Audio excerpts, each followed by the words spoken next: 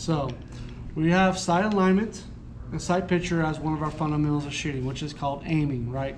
So our correlation between our front and rear sights should look just like this, right? Just like that, right there. That's what we want every single time when we see a target. Now the target can move, it can be any kind of different thing, but we want that to be kind of fuzzy. We want the rear sight to be a little bit fuzzy. We want to be able to have all our focus right here on the front sight. But at the same time, hey Cora, at the same time, we don't want to have so much focus that we're overlooking the barrel, right? So what happens a lot of times, I tell everybody in my beginner class, with our basic pistol class, we want to make sure everything's 1080p HD. And then we want a little fuzziness, and then our target's going to be a little fuzzy, but we're not so much that you don't know what it is. So, but at the same time, we don't want to focus so much that we're overlooking the top of the barrel here, and we're only focusing here. We want to make sure we have that, okay? Now when it comes to trigger control, we want our finger placed nicely, but at the same time, this is also when it comes to when you're picking out a gun, that you get the right gun for you, okay? You don't want a gun that's too big for your hand. Some of you ladies have really smaller hands. We're not going to go out and get a full-size pistol, even though yes, they are more accurate because you have a full-size pistol, but the grips are usually too big for you, okay? Nothing against that. You can, with Glocks, you can adjust them, like this ducktail, you can make a smaller Glock, or you can have, like the M&P series, you can have a smaller grip for that, and still have a full-size frame, which is more comfortable for you. But it's all about where your hand placements are and where your trigger finger is going to be placed on the trigger. We don't want to be reaching for it, but we also, at the same time, we don't want to be too big where we're like clawing the gun, where we're like our hand's way too big for the gun. And that happens to be with the new M&P Easy Shield I bought, the 380 that I bought for the ladies and the weak-handed shooters for the class. My hand's so big that my hand wraps around it, and at the same time, my thumb wants to go up over the safety, okay? I already know that's an awesome gun for concealed carry, but if I had to use that to save my life, I could see all kinds of issues automatically right off the bat, that it would not be a good gun for me to use. And I will probably be less accurate with it. I want to be accurate with my shots. I want to be able to put down the target. I want to put down the threat, right? And I want to be able to place my shots properly. And with that gun, I know I wouldn't be able to do it, especially under stress. I want something that's going to be able to fit my hand perfectly. And now I'm not reaching for the trigger, or it's too big, where now my hand is like back here, and I'm just barely able to get my finger on the trigger. See how when I pull that trigger, look how my gun moves. I'm just flexing my hand. That's all I'm doing. I'm just flexing. I don't see if I could actually try to pull the trigger. I had to move my hand up to do it. It's very difficult. You know, those triggers are probably around 5 or 6 pounds.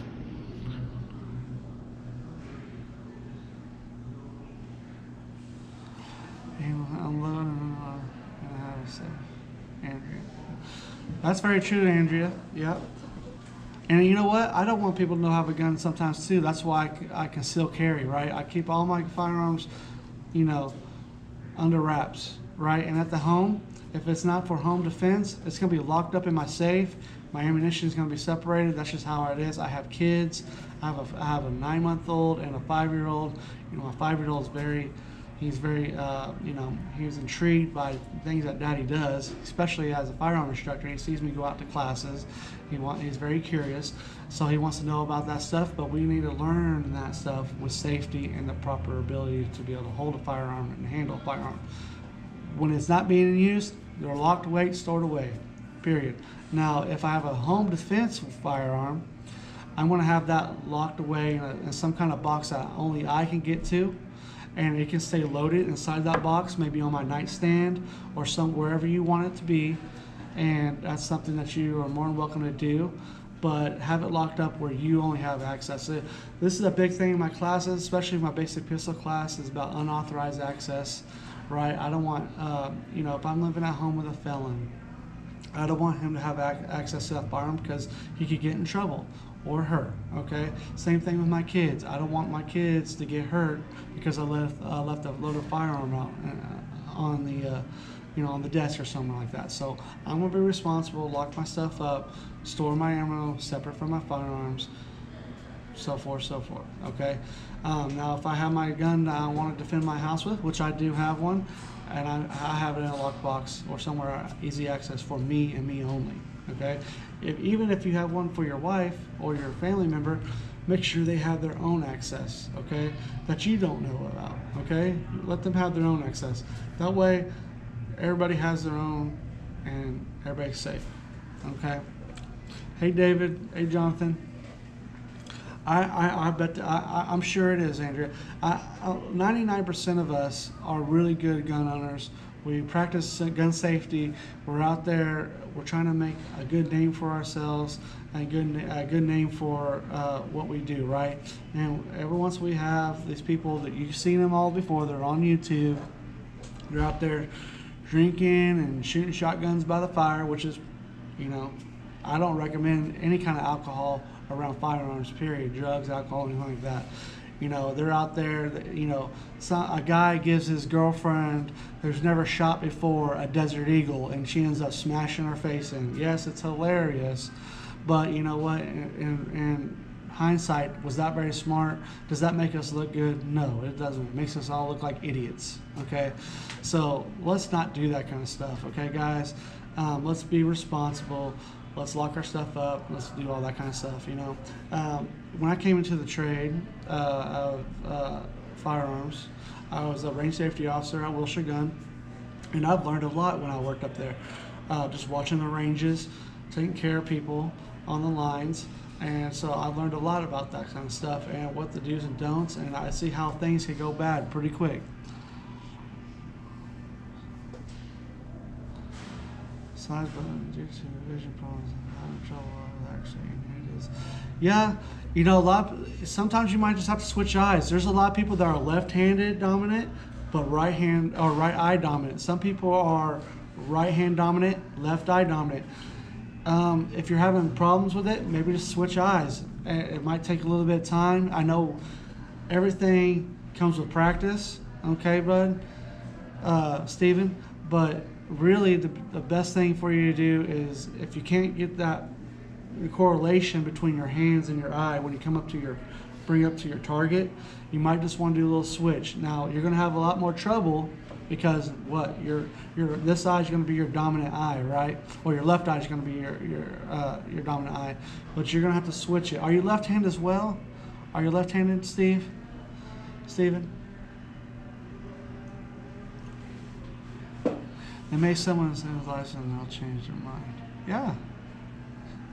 Of course, right. Thanks, Lisa. I would rather you teach your child about firearms before society teaches them wrong. Of course, Bobby, yes.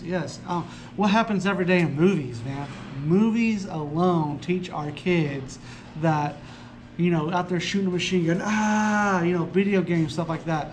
That's not real life, guys. That is the movies. That is so far-fetched from the truth. I don't know how many times that I've done my in-the-home safety class or in-the-home self-defense class, and people have dived behind the couch thinking that was going to stop the bullet. Oh, this is good cover. No, that's concealment.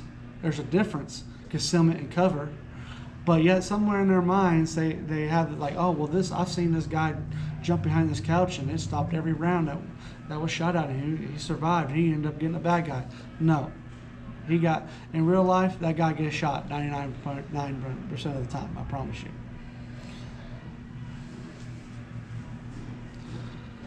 Well, that's fine. I mean, it's up to you, Andrea. If you have responsible kids, and I say mature, because I don't even think my 5-year-old's mature. He probably won't be till he's 10 years old till I really want to teach him anything, especially with firearms, because I think he'll be more responsible. But some kids, they are very responsible and very well mature enough to be able to teach at a younger age. It's up to you. You have to feel them out, right? That's as a parent, that's something that we're responsible for. Okay.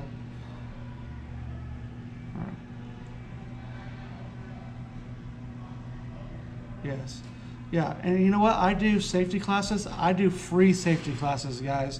If you want me to come to your home, we can do a home safety class with you and your family. I don't even charge a dime. I don't put a price on safety, guys. If that's what you need, if you want somebody from outside to come to your home and talk to your kids, talk to the family about firearm safety in the home, give me a call. I'm more than welcome to do it. As long as I have free time, I will come do it free of charge, no problem. You cannot put a price on safety, period. Okay? Yeah, Stephen, so you're right-handed, Stephen, so that's great. So now, if you're not left-eyed, it's going to be great. You can pull it up right to your right eye. You're naturally pulling it up to your right eye anyway, right? Because you're left eye dominant, but you're right hand dominant on your hand. So naturally, when you pull the firearm up to your eye, you're naturally pulling it up to your right eye already. Then you're switching over. Well, guess what? It's going to be easier for you. You're going to be able to pull it right up to your right eye. You're just going to have to get used to it. You're going to have to adapt to it. And with practice, practice makes perfect.